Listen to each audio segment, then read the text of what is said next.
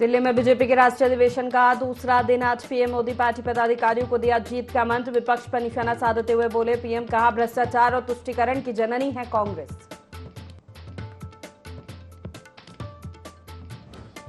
लोकसभा चुनाव की तैयारियों में जुटी बीजेपी राष्ट्रीय परिषद की बैठक में जीता बूथ। चुनाव जीतने का मंत्र लेकर लौटेंगे 250 प्रतिनिधि। फिर आक्रामक प्रचार में जुटेगी भाजपा।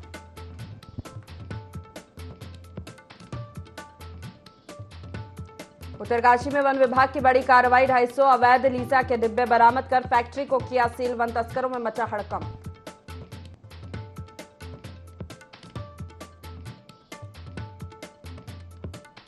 आज से उत्तराखंड में फिर बदलेगा मौसम। 22 फरवरी तक बारिश बर्फबारी का ऑरेंज अलर्ट। गढ़वाल के ऊंचाई वाले इलाकों में बर्फबारी की संभावना।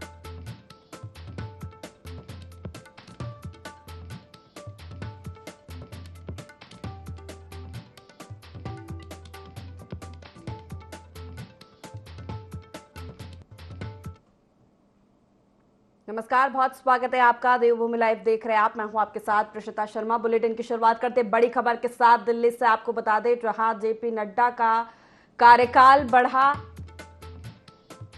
दिल्ली से बड़ी खबर आपको बता रहे हैं, जेपी नड्डा का कार्यकाल बढ़ाया गया। राष्ट्रीय अधिवेशन में इसको लेकर प्रस्ताव पेश हुआ था।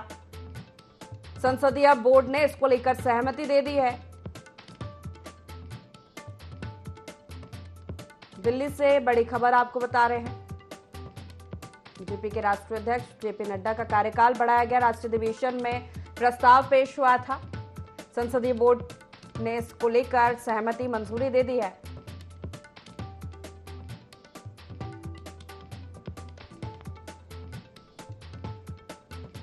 दिल्ली से बड़ी खबर आपको बता रहे हैं, राष्ट्रीय अधिवेशन में जेपी नड्डा के कार्यकाल को बढ़ाने का प्रस्ताव पेश हुआ था, जिसको संसदीय बोर्ड ने सहमति दे दी है।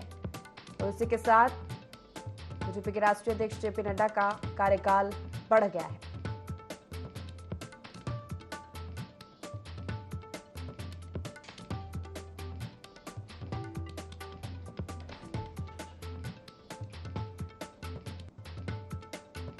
दिल्ली से बड़ी खबर आपको बता रहे हैं, जो जेपी नड्डा का कार्यकाल बढ़ा। राष्ट्रीय अधिवेशन में प्रस्ताव पेश हुआ था। संसदीय बोर्ड ने सहमति दी है इसको लेकर।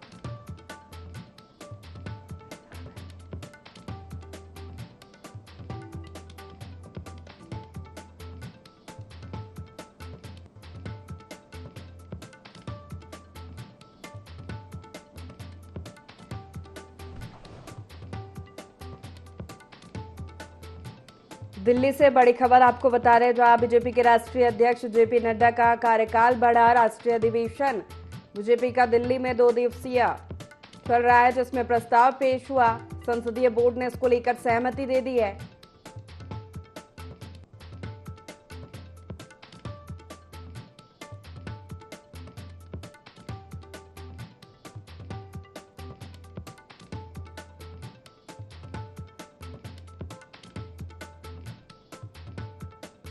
तो दिल्ली से बड़ी खबर आपको बता रहे हैं, बीजेपी का 2 दिवसीय राष्ट्रीय अधिवेशन दिल्ली में चल रहा है। इस बीच राष्ट्रीय अधिवेशन में जेपी नड्डा के कार्यकाल बढ़ाने का प्रस्ताव पेश हुआ था, जिसमें संसदीय बोर्ड ने इस पर मंजूरी दे दी, सहमति जताई है।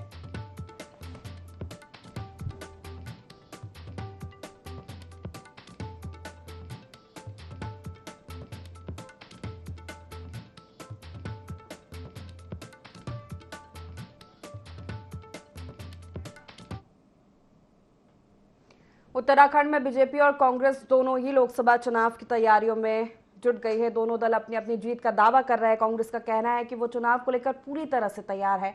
कांग्रेस लोकसभा की 5 सीट जीतेगी। वहीं कांग्रेस के बयान पर भाजपा ने पलटवार करते हुए कहा, कांग्रेस को विकास के मुद्दे दिखाई नहीं देते, इसलिए कांग्रेस इस तरह से बयानबाजी कर रही है।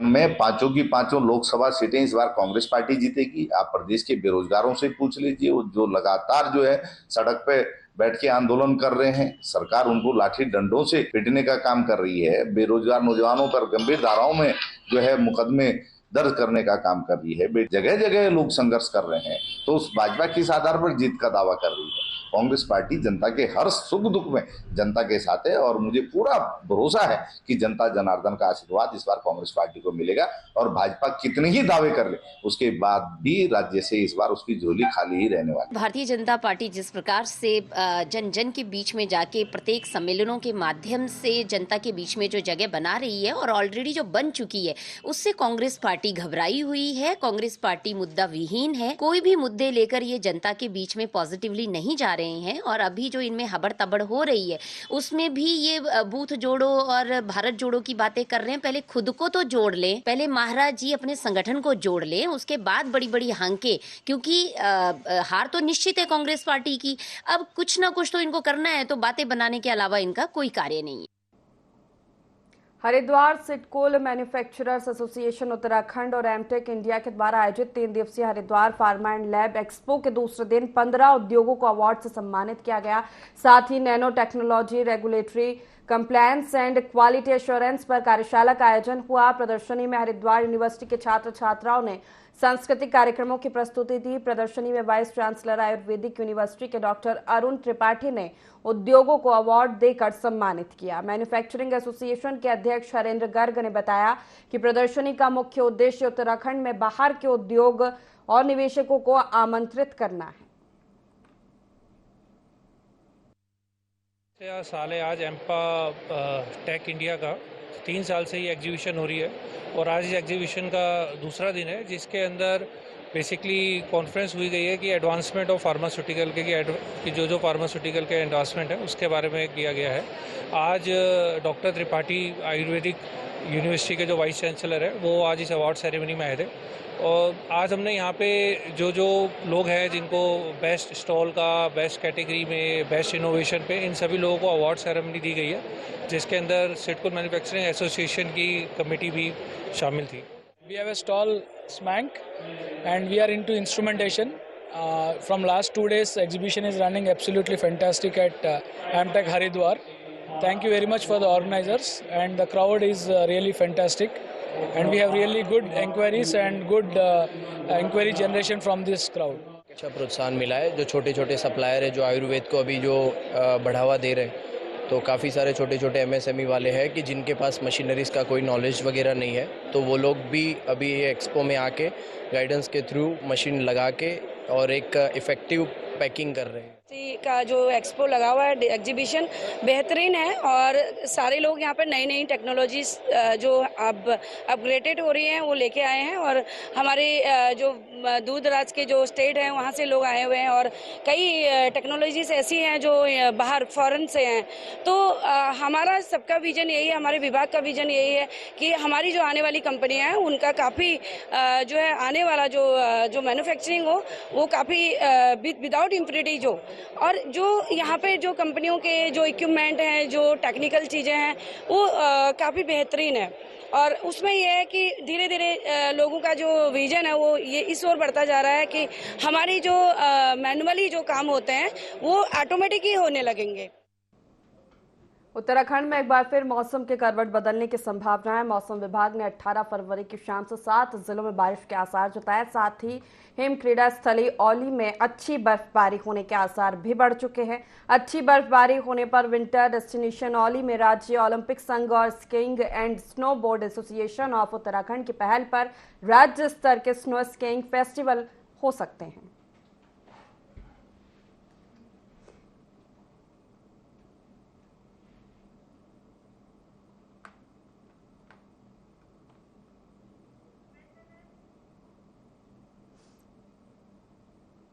मौसम विभाग का जारी किया गया पूर्वानुमान उत्तरकाशी जनपद में सटीक साबित होते दिखाई दे रहा है। जनपद मुख्यालय सहित पूरे जनपद में घने बादल छाए हुए हैं। साथ ही गंगोत्री धाम में हल्की बर्फबारी शुरू हो गई है। देर रात तक मौसम इसी प्रकार बना रहा तो एक बार फिर जमकर बर्फबारी हो सकती है। ऐसे में यहाँ पर्यटकों का आना शुरू हो गया है और स्थानीय लोग काफी खुश नजर आ रहे हैं। वहीं बात की जाए काश्तकारों की तो सेब, आड़ू सहित कई फलदार पौधों में फूल आने का सीजन है। ऐसे में अगर ज्यादा बर्फबारी होती है तो काश्तकारों को नुकसान हो सकता है। जनपद उत्तरकाशी में मौसम विभाग का जो पूर्वानुमान था वो बिल्कुल सटीक साबित होता हुआ दिखाई दे रहा है, क्योंकि यहाँ पे जनपद मुख्यालय से जो है पूरे जनपद में जो है बादल छाए हुए हैं। और जो बात करूँ मैं गंगोत्री धाम की, तो वहाँ पे हल्की बर्फबारी हो रही है। फिलहाल पूरे जनपद में जो है बादल छाए हुए, और थोड़ी देर में हो सकता है कि यहाँ पे जो है बारिश शुरू हो जाए और देर रात तक जो है बर्फबारी का सिलसिला शुरू हो सकता है। दीपक नोटल, ND24 उत्तरकाशी। ज्योतिर्मठ के 64 योगिनी मंदिर परिसर में 3 दिवसीय एक सहस्त्र दंपति पूजन कार्यक्रम के तहत दंपतियों के पूजन कार्यक्रम की धूम रही, जिसमें माघ मास के गुप्त नवरात्रि में क्षेत्र की सैकड़ों दंपति जोड़ों का लक्ष्मी नारायण स्वरूप में पूजन किया जा रहा है, जिसमें पेनखंडा क्षेत्र के 1000 दंपतियों का पूजन किया जाना है। ये धार्मिक अनुष्ठान ज्योतिष पीठ के स्वामी अभिमुक्तेश्वरानंद सरस्वती के सानिध्य में हो रहा है। ज्योतिर्मठ के प्रभारी मुकुंदानंद ब्रह्मचारी के दिशा निर्देशन में पूजा शुरू हुई। इसको लेकर भक्तों में खासा उत्साह देखा जा रहा है।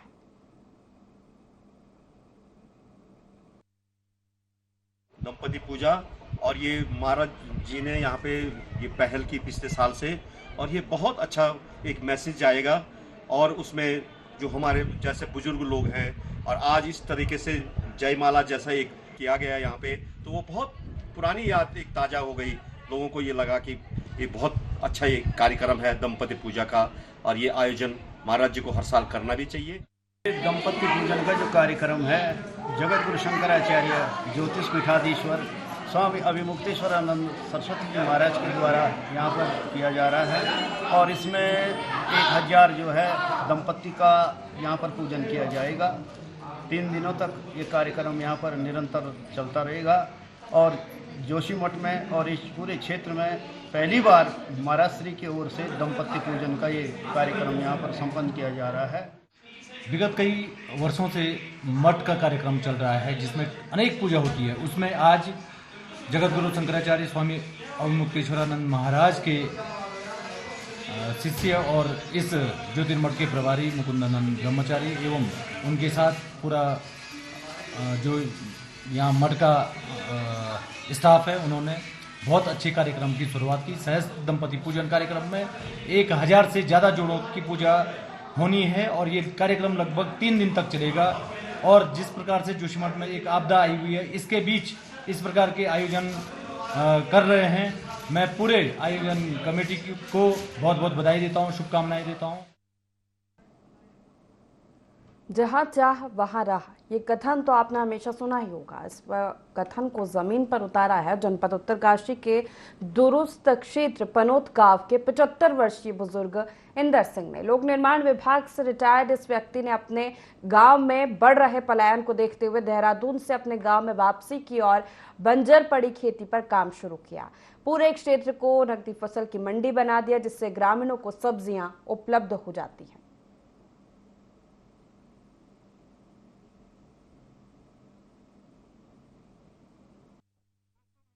मैंने क्या किया, अपनी खेती है, अपनी खेती में साग सब्जी उगाया। साग सब्जी उगाने के बाद जब हुआ तो अपने पड़ोस वालों को दिया, अपने रिश्तेदारों को दिया। मैंने बेचा नहीं, अभी बहुत है, कम से कम न होता गन्ना में 5000 6000 का एक साल में जाता है। यहाँ पे मेरे पुलम के पेड़ है, आलू का पेड़ है और नींबू का पेड़ है, और सब्जी तो टमाटर आलू। संदेश देना कि जो सब ऐसे काम करो, रोजगार अपने आप स्वयं करो, शायद दूसरे को न दो, दूसरे को भी दो। मैंने अपने आप रिटायरमेंट होने के बाद खूब रोजगार अपने आप किया, मैंने किसी की रोजगार नहीं की। एक रिटायरमेंट आदमी आज वहाँ पर जो है बहुत सारी सब्जियाँ उगा रहा है, गन्ने उगा रहा है, जब यहाँ पर गन्ना बहुत कम पहाड़ों में पैदा किया जाता है, और लोगों को फ्री में भी वो सब्जियाँ जो है वितरित कर रहा है। तो युवाओं को इसे सीख लेनी चाहिए। हमारी सरकार को भी इस पर ध्यान देना चाहिए कि जिससे कि यहाँ का पलायन रुके, और ऐसे जो रिटायरमेंट कर्मचारी अपनी वृद्धावस्था में जो कि सुख चैन आराम से बैठते घर पे वृद्धावस्था में, वो इतनी मेहनत करके जब यहाँ पे सब्जी उगा सकता है, तो यहाँ का नौजवान क्यों नहीं उगा सकता। लेकिन ये तभी होगा जब हमारे युवाओं के अंदर जागृति पैदा हो। मंगलोर क्षेत्र के गुरुकुल नार्सन में गंगोत्री पेपर मिल के गोदाम में बीती देर रात अचानक आग लग गई। अचानक आग लगने से आसपास के क्षेत्र में हड़कंप मच गया। तत्काल आग लगने की सूचना फायर ब्रिगेड को दी गई। हालांकि आग इतनी भयंकर थी कि मौके पर दमकल की 8 गाड़ियां बुलानी पड़ी, तब कहीं जाकर करीब घंटों की कड़ी मशक्कत के बाद आग पर काबू पाया जा सका। वहीं आग लगने से करीब करोड़ों रुपए का नुकसान का अनुमान लगाया जा रहा है। गनीमत रही कि किस हादसे में कोई जनहानि नहीं हुई।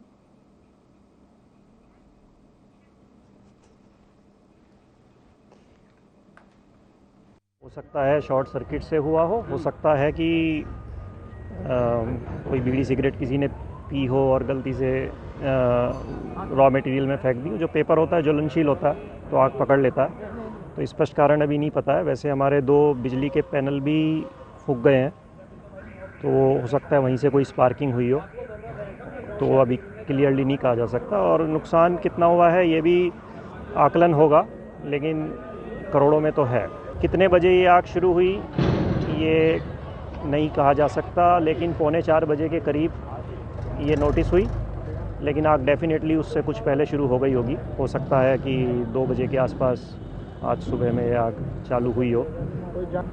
देखिए माल का नुकसान है, जान का कोई नुकसान नहीं है, किसी को कोई चोट भी नहीं लगी है, कोई इंजरी नहीं है, तो सिर्फ माल का ही नुकसान हुआ है। बाकी बिल्डिंग और प्लांट में थोड़ा बहुत नुकसान तो नज़र आ रहा है, पर कोई विशेष नुकसान नहीं हुआ।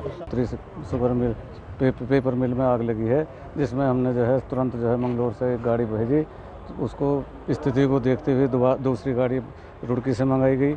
फिर जो है मैं पहुंचा, उसकी स्थिति को देखते हुए गाड़ी रुड़की, भगवानपुर, लक्सर, मायापुर, सिडकुल से दो गाड़ी मंगवाई गई। 8 गाड़ी हमारी थी फायर सर्विस की, 2 गाड़ी इनकी मुजफ्फरनगर से जो पेपर।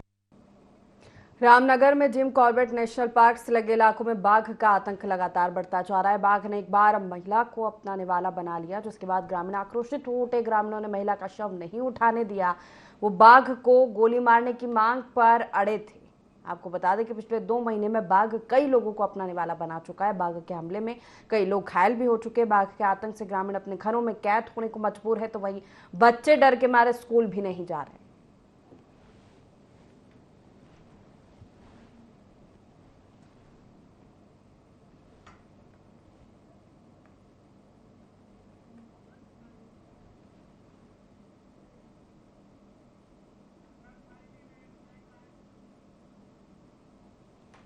मौसम विभाग ने एक बार फिर से प्रदेश के पर्वतीय जिलों में बारिश के साथ बर्फबारी की संभावना जताई है। मौसम विज्ञान केंद्र की ओर से जारी पूर्वानुमान के अनुसार 18 से 20 फरवरी तक मौसम में बदलाव के आसार हैं, जबकि 21 फरवरी को भी प्रदेश के कुछ जिलों में बारिश और ओलावृष्टि हो सकती है। मौसम विभाग के निदेशक विक्रम सिंह के अनुसार एक बार फिर मौसम के बदलने से तापमान में गिरावट दर्ज की जा सकती है। इसके चलते पहाड़ से मैदान तक ठंड बढ़ सकती है।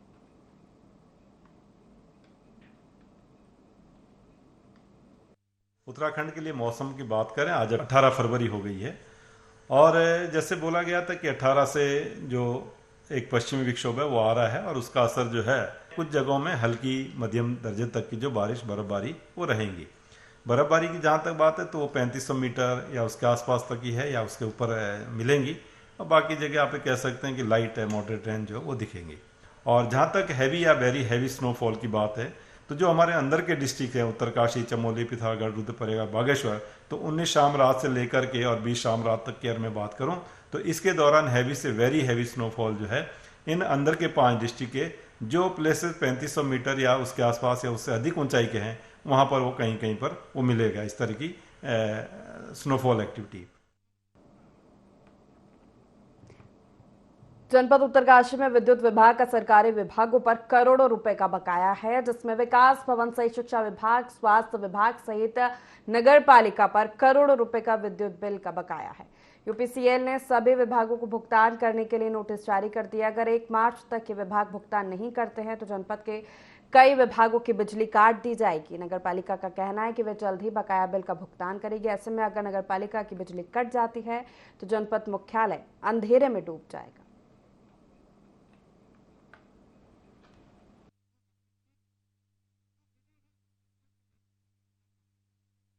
यूपीसीएल के द्वारा अनुरोध किया गया है कि अपना विद्युत बिल का भुगतान समय से कर दें।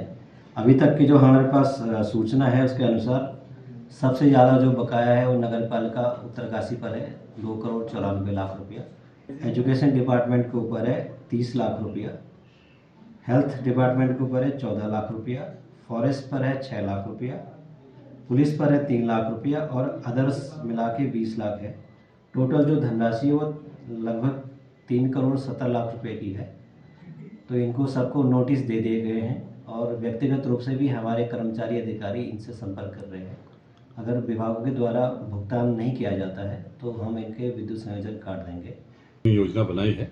वर्तमान में हमारा इसी हफ्ते हम लोग लगभग 50 से 55 लाख रुपए का बिल हमने बना लिया है, पेड करेंगे। फिर हमारी जैसी राज्य वित्त की अगली किस्त आएगी उसमें से भी इस तरह से हम लोग 50 लाख के आसपास हम लोग उन्हें फिर पेड करेंगे। तो इस तरह से करते हुए हम इसको ख़त्म कर लेंगे, क्योंकि राज्य वित्त से हमें तनख्वाहें भी देनी पड़ती हैं और पेंशनर के लिए भी होता है वो पैसा। तो जो भी हमारा पैसा उसमें बचेगा उसके लिए मिनिमम 50 लाख रुपये तो हम हर किस्त में हम भेजेंगे। पूर्व के लिए तो मैं कुछ ऐसे नहीं बता पाऊंगा, क्योंकि आपको पता है मेरे को भी 1 साल हुआ है। तो इसमें मैंने अभी तक दूसरा बिल मैं रनिंग में ला रहा हूँ।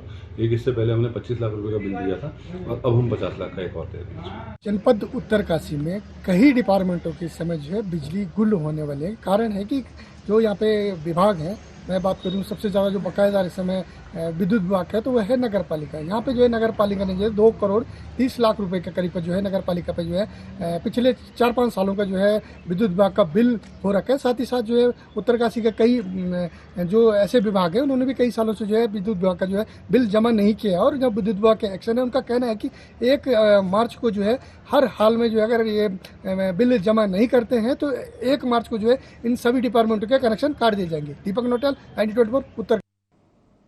इसी के साथ फिलहाल देवभूमि लाइव में इतना ही। लगातार खबरों के लिए देखते रहिए ND24। नमस्कार।